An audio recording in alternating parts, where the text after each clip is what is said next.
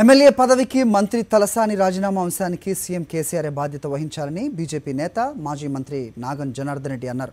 తలసాని రాజీనామా లేఖ తమ వద్ద లేదని అసెంబ్లీ సచివాలయం తేల్చినందున ఆయన్ను మంత్రి పదవి నుంచి గవర్నర్ తక్షణమే బర్తరఫ్ చేయాలన్నారు. తలసాని రాజీనామా చేశారో లేదో, చేస్తే ఎందుకు ఆమోదించలేదో స్పీకర్ ఇప్పటికైనా స్పందించాలన్నారు. స్పీకర్కు విశేష అధికారాలు రాజ్యాంగానికి లోబడే ఉంటాయన్నారు.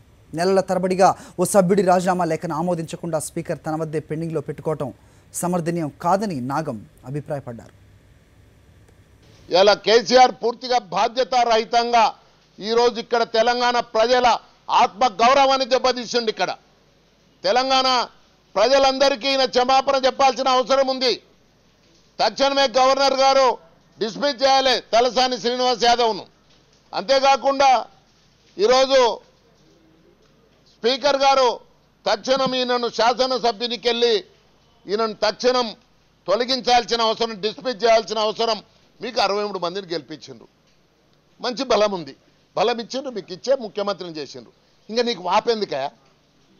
పక్క పార్టీలను తీసుకొని ఎందుకు వాపు వాపు వాపు కోసం నువ్వు ఎందుకు ప్రయత్నం చేస్తున్నావు? ఈ వాపు ఎప్పుడైనా కూడా ప్రమాదమే. జాగ్రత్తగా ఉండమని చెప్పి మాత్రం ముఖ్యమంత్రి గారు నేను హెచ్చరిస్తున్నా.